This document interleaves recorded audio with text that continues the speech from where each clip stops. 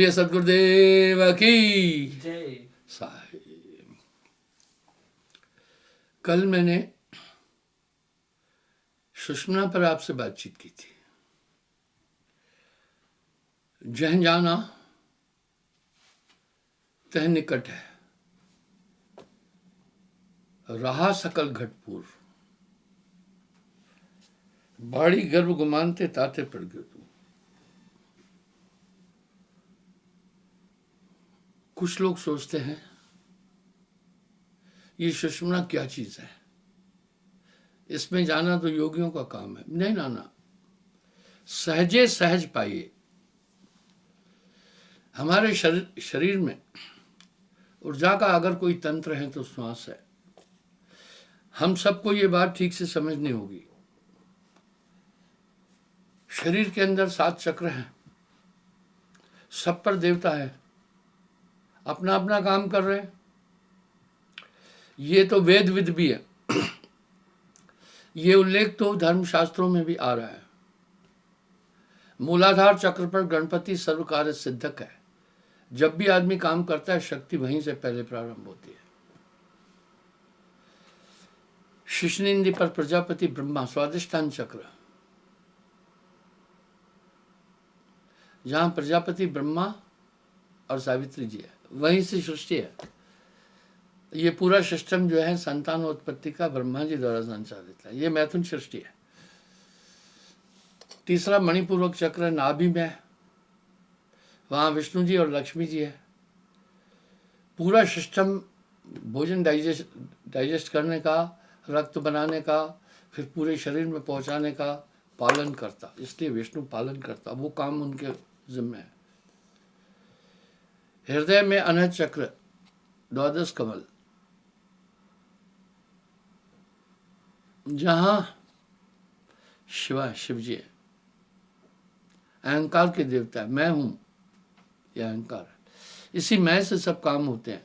मैं खा रहा हूं, मैं चल रहा हूं, मैं जा रहा हूं, मैं ये कर रहा हूं, आदि आदि। और कंठ में विशुद्ध चक्र सरस्वती जी है। जो आप शब्द बोल रहे हैं सबका समूह प्रो करके सरस्वती देती है। इसलिए गाने वाले भी पहले सरस्वती की आराधना करते हैं। छठा चक्र आज्ञा चक्र है बिरकुटी में।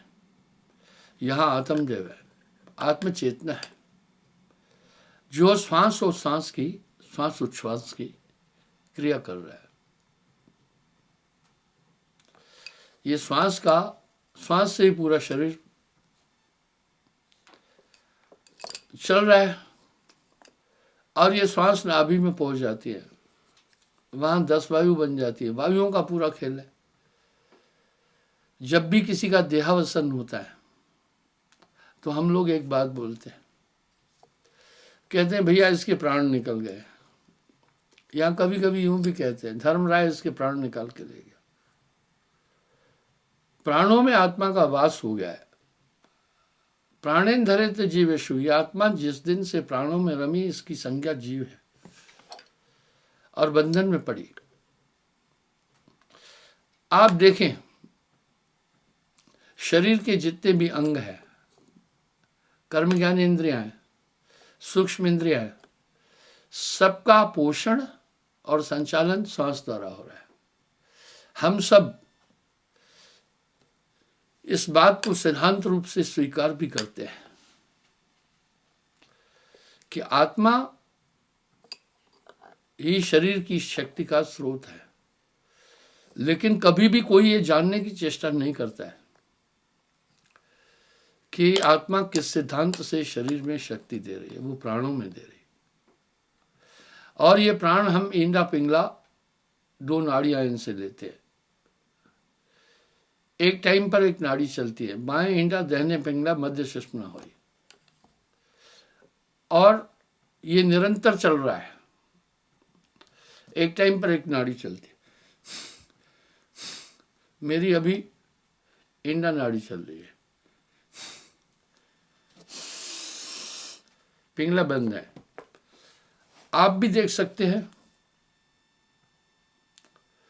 एक नाड़ी चल रही होगी, एक कम एक ज्यादा। लेकिन कभी कभी पौन घंटे में 10-11 श्वास सुषुम्ना भी चलती है।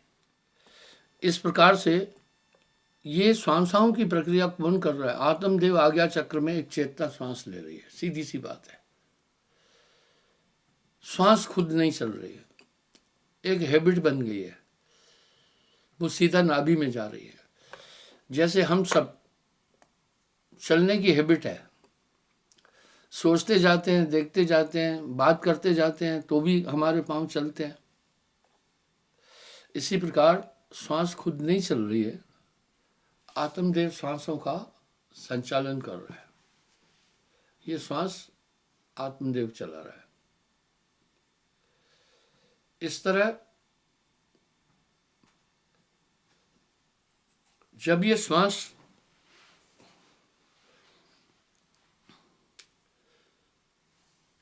ऊपर की तरफ चलती है, गुरु बताता है। कल भी मैंने उदाहरण दिया था, पलटू साहब कह रहे हैं, अरे हाँ रे पलटू, ज्ञान भूमि में चलत है उल्टी श्वासा। और भी साहब भी सीधा सीधा तो कह रहे हैं, पवन को पलट कर शून्य में घर किया, धर और अधर विष ध्यान लावे। कहे कबीर सो संत निर्भय हुआ, जन्म और मरण का भ्रम भाने। अब माला श्वासों श्वास की फेरेगा कोई दास। हमारी श्वास की एक हैबिट हो गई है, नाभि दल में आना। श्वास की एक हैबिट हो गई है, नाभि दल में श्वास पहुंचती है। यहां ही 10 वायु बनती है। इसी तरह ये पूरा शरीर चलायमान हो रहा है। कई बार मैंने एक चीज का उल्लेख किया कि मरते मरते जगमुआ, मरण न जाना कोई, ऐसी मरनी ना मरे जो बहु न मरना हो। ये साहब के शब्द है। इसी की पुष्टि नानक देव जी भी वाणी में कह रहे हैं। जीवत मरिए भवजल तरिए, जीवत मरिए भवजल तरिए। फिर साहब अपने शब्द में कह रहे हैं, जा मरने से जग डरे, जा मरने से जग डरे, मेरे मन आनंद,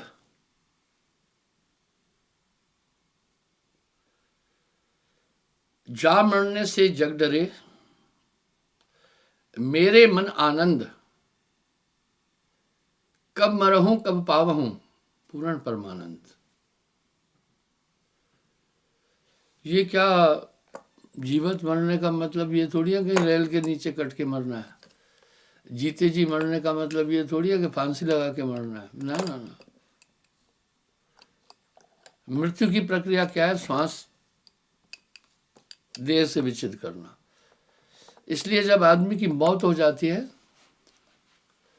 तो हम सब एक बात और भी कहते हैं भाई इसके प्राण यमराज ले गया। हुआ, कह रहे हैं प्राण ले गया। प्राणों का आवर्तन और परावर्तन कैसे हो रहा है, इसकी तरफ हमारा ध्यान नहीं है। और दुनिया इसको कभी भी सोचने की कोशिश नहीं कर रही है कि आत्मा अगर शरीर का संचालन कर रही है तो किस सूत्र से, कहाँ बैठकर, कैसी है आत्मा, क्यों? साहब एक बात साफ बोल रहे हैं, कहे कबीर मैं किस किस को समझाऊं, कहे कबीर मैं किस किस को समझाऊं, सब जग अंधा। सबको लगल बा पिटवा का धंधा, किसी को फुर्सत ही नहीं है। ध्यान भजन के लिए कोई टाइम नहीं निकाल रहा है। तो इस प्रकार से आत्मदेव आज्ञा चक्र में बैठकर श्वासों का वो कर रहा है। अब कमल शोधा किया, पवन को पलटकर शून्य में घर किया। यही तो गोस्वामी जी भी बोल रहे हैं। अब यहां क्या हुआ?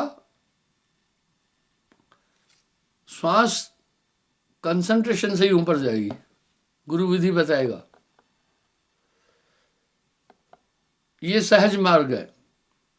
तभी साहब कह रहे हैं, जिन जाना तह निकट है रहा सकल घटपुर, बाड़ी घर गुमानते ताते पड़ गयो दूर। जैसे आप श्वास में भजन करते हैं, तो साहब क्या कह रहे हैं, श्वास सूरत एक डोरी लाए। अभी आगे प्रासंगिकता ये बता रहे हैं, होता क्या है ये समझिएगा। जैसे आदमी सुमरन में लगता है, मन जानता है ये बात, मन ठीक से जानता है, अगर ये अंदर की दुनिया में पहुंच गया तो फिर मेरे बस का नहीं होगा, और ये काफी लोगों को चेतन करेगा। और सुषुम्ना में मन का भी वास है, आकाश तत्व सुषुम्ना के अंदर है, शरीर के अंदर पांचों तत्व का वास है। पृथ्वी तत्व गुदा स्थान पर मूलाधार चक्र पर है, जल तत्व पेड़ू में है। कभी भी आप पेड़ू में हाथ लगा के देखना, आपको पेड़ू हमेशा ठंडा लगेगा। वायु तत्व का वास हमारी नाभि में है, इसलिए गैस बनेगा तो पेट में ही बनती। अग्नि तत्व का वास मुख में है, इसलिए डॉक्टर जब भी टेम्परेचर देखते हैं तो थर्मामीटर मुंह में डालते हैं। और आकाश तत्व का वास सुषुम्ना नाड़ी के अंदर है, वहां घोर अंधेरा है। सुन्न महल में घोर अंधेरा, करो नाम उजाला, वही मन है। सुखमन मध्य बसे निरंजन, मूंदा दसवां द्वारा। ये खेला समझ में नहीं आ रहा है किसी को। जब भी साधक एकाग्र होने की तरफ जाता है, वहीं से मन तरंगे भेजता है मस्तिष्क के पास, अनायास अनचाहे वो तरंगे आपके दिमाग पर आती है, आप उसके बारे में सोचने लगते। यही तो खेला है, बड़ी विडंबना है। कथन श्रवण के लिए हम सब जानते हैं आत्मा अमर है, हम सब उसकी प्राप्ति के लिए प्रयास क्यों नहीं कर रहे हैं? बार बार शरीरों को धारण करना कितना बड़ा दुख है, लेकिन दुनिया नहीं समझ रही है। कहे कबीर, मैं किस किस को समझाऊं, सब जग अंधा, सबको लगलवा पिटवा का धंधा। जो बुद्धिमान बालक है वो जान जाते हैं कि आजकल कंपटीशन का समय है, वेल स्टडी से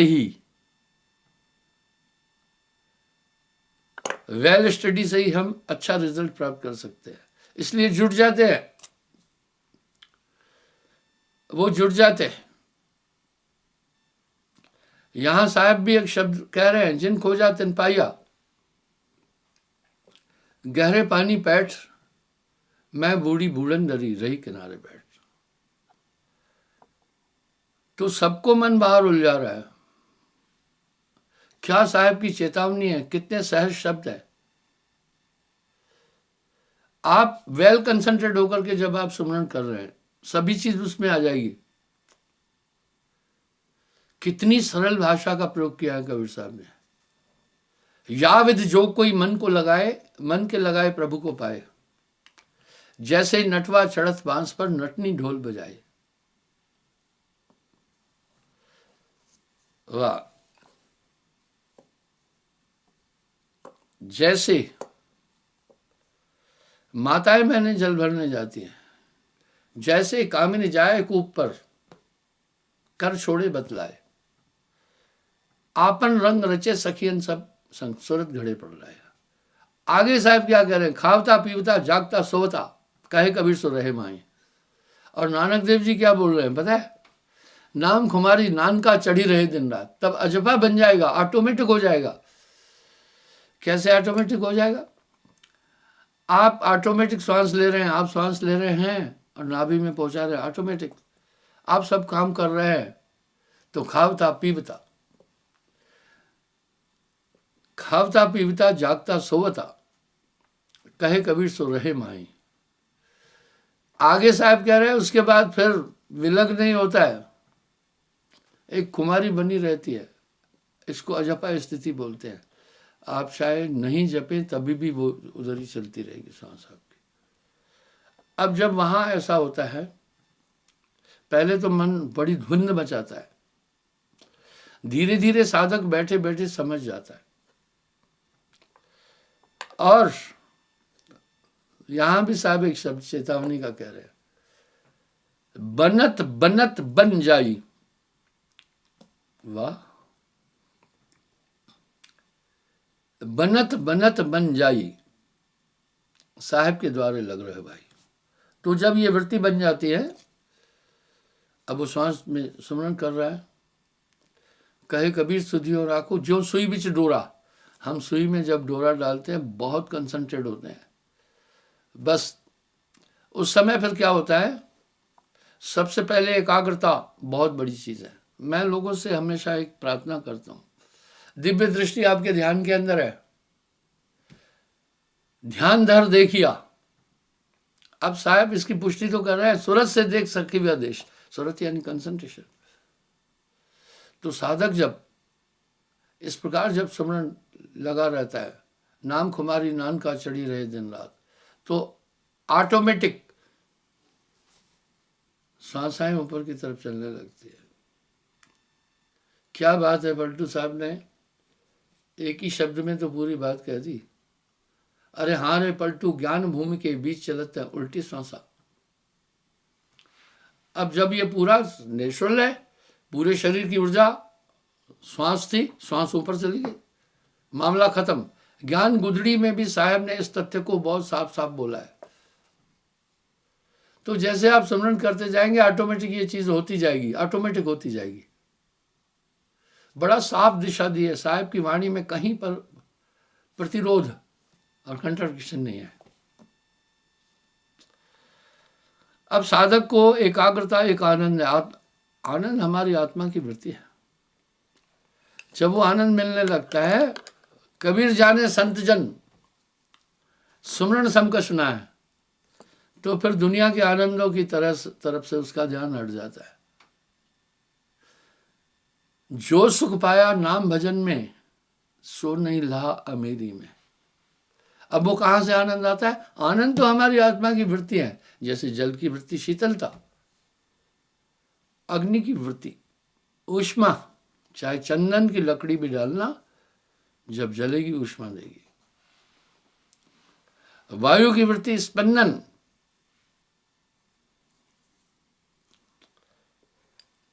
अग्नि की वृत्ति ऊष्मा और प्रकाश। इस तरह आत्मा की वृत्ति है आनंद। वो आनंद इस संसार में कहीं भी नहीं है जो आपकी आत्मा में है। कहते आत्मानंद है। और उस अवस्था में पहुंचकर भूख और प्यास से भी परे हो जाता है। आत्मा की अपनी ऊर्जा है। आपको ध्यान होगा, मैंने रशिया में किसी बौद्ध भिक्षु का एक स्ट्रक्चर दिखाया था। तो बुद्ध मत के विद्वान कह रहे हैं कि अभी वो ध्यान अवस्था में है। इस पर बात उठी थी, मैंने इसका एक उदाहरण और दिया। शिवजी कैलाश पर्वत पर आकर ध्यान क्यों करते थे? वहां ठंडक के कारण शरीर खत्म नहीं होता है। 1971 में मैं लद्दाख में था। तो वहां क्या था, 1965 में जो कुछ हमारे जवान शहीद हुए थे, 4-5 भारतीय सेना के, उनकी डेड बॉडी मिली थी। सोचे 1962 के युद्ध में शहीद हुए जवानों की डेड बॉडी 1971 में, सिर्फ आंखें फूट गई, आंखें नहीं थी, बाकी पूरी बॉडी जो की त्यों थी। आप देखते हैं, आप अपने घर में एक आर्टिफिशियल ठंडक फ्रिज में पैदा करते, सामान रख देते, काफ़ी दिन खराब नहीं होता है। इसलिए शिवजी भी वहाँ पर, क्योंकि वहाँ जीव जंतु नहीं है, जहाँ टेम्परेचर माइनस है वहाँ जीव जंतु नहीं है, मक्खी मच्छर नहीं है, बाकी बाधान नहीं है, इसलिए वो वहाँ ध्यान करते थे। तो मैं ये कहना चाह रहा हूँ, जो आनंद सुमरण में है, कबीर जाने संत जन सुमरण समकस ना है। जो शक्तियां आपको सुमरण से मिलेगी, अष्ट सिद्धि नवनिधि, कर जोड़ी ठाड़ी रहे, कर जोड़े ठाड़ी रहे, हाथ जोड़कर खड़ी रहती है, अष्ट सिद्धि नवनिधि। आप देखते हैं उनके अंदर अद्भुत शक्तियां भी आ जाती है, वाक सिद्धि आती है, कल्प सिद्धि आ जाती है, अन्य सिद्धियां और शक्तियां आ जाती है, पर वो उस तरफ जाते नहीं है। इस तरह ये सब सुमरण के अंदर है, ये सब सुमरण के अंदर है। बच्चा जब प्रारंभिक स्थिति में स्कूल में पढ़ने जाता है, उसको पठन पाठन बहुत मुश्किल लगता है। युक्ति आ जाए तो फिर बहुत आसान है, जो जानते हैं। मेरा एक भाई अनपढ़ था, अपने बेटे को पढ़ाने के लिए काफी जागरूक था। मैंने उसको पूछा, बोला आंख होते हुए भी मैं अंधा हूं, क्योंकि कुछ पढ़ नहीं पाता हूं ना, इसलिए यानी शिक्षा का महत्व तो एक अशिक्षित आदमी जानता है। वो जानता है कि जीवन के हर पहलू में शिक्षा मेरे लिए सहायक है, तो वो उसमें अपने बच्चे को शिक्षा की तरफ लगाए हुए था। इस तरह कबीर जाने संत जन, कबीर जाने संत जन सुमरण सम कृष्ण है। अब यहां क्या है, जब भी किसी चीज का हम प्रयोग नहीं करते तो उसमें विकृति आ जाती है। कोई भी चीज आप देखिए, उदाहरण देता हूं, इंसान जिस मकान में रहता है उसमें एक शैलापन रहता है। अगर मकान बना हो और वीरान रहे, 2-4 साल में खंडहर हो जाएगा। इस तरह सुषुम्ना का वे बंद है थोड़ा। यहां साहब देखिए कितनी प्यारी बात कह रहे हैं, गगन की गुफा को। अब अनाड़ी आदमी क्या जाने, वो तो कहेगा कबीर साहब ने उल्टा सुल्टा बोला। कहीं उल्टा सुल्टा नहीं बोला है। गगन की गुफा को पवन से साफ कर, पल ही पल में ले अजूबा। अब गगन की गुफा को पवन से साफ कर, जो नहीं समझता है सदोकड़ी भाषा, वो तो सोचेगा छोड़ो भैया, इसमें कुछ नहीं, अपने बस की बात नहीं है, उल्टा सुल्टा बोल गए। नहीं, अटपट वाणी कबीर की झटपट लिखी न जाए। अटपट वाणी कबीर की झटपट लिखी न जाए, जो कोई झटपट लिखे उसकी दुविधा जाए। अब गगन की गुफा क्या, बंकनाल, इंडा और पिंगला के बाद हमारी ये नाड़ी जाती है, थोड़ी मुड़ती है, टेढ़ी, भंवर गुफा की तरफ जाती है। बंक कहते टेढ़े को। साहब कह रहे हैं, बंकनाल में घोर अंधेरा, अंधकार है, करो नाम उजियारा, इसलिए रास्ता नहीं सूझता है, लेकिन नाम की रोशनी जब आ जाती है साथ में तो वो रास्ता समझ में आता है। अब वहाँ काई मकोड़ियाँ जैसे बाहर किसी चीज़ का हम प्रयोग नहीं करते आते हैं, इस तरह सुषुम्ना जो बंकनाल है वहाँ अवरोध आ गए, क्योंकि आदमी कभी उस तरफ गया ही नहीं। गगन की गुफा को पवन से साफ कर, फिर पल ही पल में देख अजूबा। इस तरह शून्य महल में घोर अंधेरा, करो नाम उजियारा। शून्य महल में घोर अंधेरा, करो नाम उजियारा। तो वहां जैसे ये सुमरण की तरफ चलता है, गुरु विधि बताता है सुषुम्ना में धंसने की, समझ में आ जाता है पूरा खेला। जिन रास्तों पर इंसान नहीं चलता है वो रास्ते भी खंडहर हो जाते हैं, लोप हो जाते हैं। इस तरह आदमी अधोमुखी है, यही माया ने उलझाया। यहां साहब ने थोक में एक शब्द कह दिया, सुखमन मजे बसे निरंजन मूंदा 10वां द्वारा, उसके ऊपर मकर तारे चढ़ो संभार संभारा। सुषुम्ना में मन का वास है, वो धकेलता है नीचे की तरफ, वो ऊपर नहीं जाने देता है। साहब तो कह रहे ना, सुखमन मध्य बसे निरंजन मूंदा 10वां द्वारा, उसके ऊपर मकर तार हैं, चढ़ो संभाल संभाला।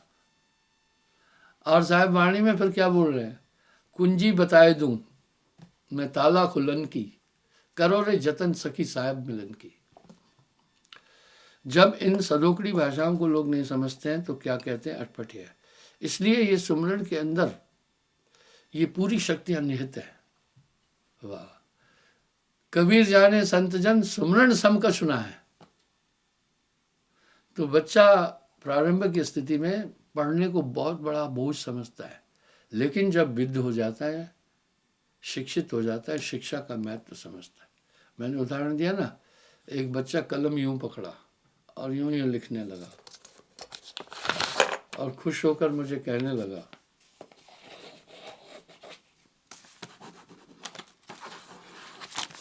ऐसे लिख लिया, कलम यूं पकड़ा, कहने लगा जय जय मैं लिख लिया। मैं कहा वेरी गुड, तुमने बहुत अच्छा लिखा है। लिखना क्या है, लकीरें खींचना है, और क्या है, बस पता चल जाए। उदाहरण के लिए क्या लिखने के लिए हम एक लकीर खींचे यूं, एक वक्राकार लकीर खींचे, एक फिर यूं, क्या हो गया, ये लकीरें ही तो है। बिंदु से पूरी सृष्टि है, साहब ने कहा शून्य से। अब आप देखें, जब भी कुछ लिखना है पहले कलम रखी, शून्य तो बनी। इसी तरह शून्यों का अनंत समूह ही अक्षर बन जाता है। यही शून्य थी, हमने यूं यूं किया। आज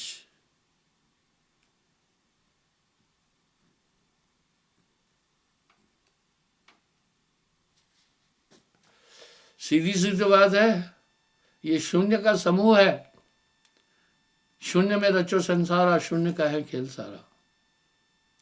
और शून्य महल की फेरी दे, सो वैरागी पक्का हुए। तो बंधुओं, मैं ये बता रहा हूँ कि मैं पहले मेरी राइटिंग बहुत टॉप थी, उसमें काफ़ी कंसंट्रेटली लिखता था मैं, लेकिन अभी प्रैक्टिस छूट गई है, तो कभी कभी फिर वही हैबिट होती है, लिख लेता हूँ। तो इस तरह बंधुओं, जब ये चित्रकार को पता चल गया है आदमी की तस्वीर बनाना उसके लिए कुछ बड़ी बात नहीं। पहले वो चेहरे को यूँ बना देता है, वो बना देता है, फौरन एक आकृति बना देता है, उसको पता है, उसने आकृति बना दी, आँख बना देता है, आँख बना देता है, नोज बना देता है, वो बना देता है, भवें बना देता है, कान बना देता है। उसको फिर अच्छी तरह से उसको सिस्टम पता है। इस तरह धीरे धीरे वो तस्वीर को बनाता जाता है। फिर मुख बना देता है, मूछ है तो फिर मूछ भी बना देता है। वाह, हो गई तस्वीर। तस्वीर भी तो लकीरों का समूह है। इस प्रकार से शून्य महल की फेरी देई, सो वैरागी पक्का हुई। जब शून्य की जो फेरी देता है वो वैरागी हो जाता है पक्का, फिर उसे बाहर की ज़रूरत नहीं है और उसे फिर पकड़ कोई नहीं सकता। क्या बात है साहब की वाणी की। धीमर जाल डाल का करिए, जब मीने हो गया पानी। यमराज तो श्वास को पकड़ते हैं ना, जब श्वास ही जाकर शून्य में समाई तब वो, इसलिए जोगी भी कहता है मैं अमर हूँ, लेकिन नहीं, वहाँ वो मन से पूरी पूरी निजात नहीं पाया है। इसलिए बंधुओं, सुषमना कोई बहुत डिफिकल्ट चीज़ नहीं है। सुमरन के अंदर सब चीज़ आ जाएगा बहुत आसान से। जब तब संयम साधना सब सुमरन के माँ है। जब तब संयम साधना सब सुमरन के माँ है। कबीर जाने संत जन सुमरन सबका सुना है। बच्चे को कौन सिखाया फीडिंग करना, उसकी आवश्यकता। मैंने कई उदाहरण दिए।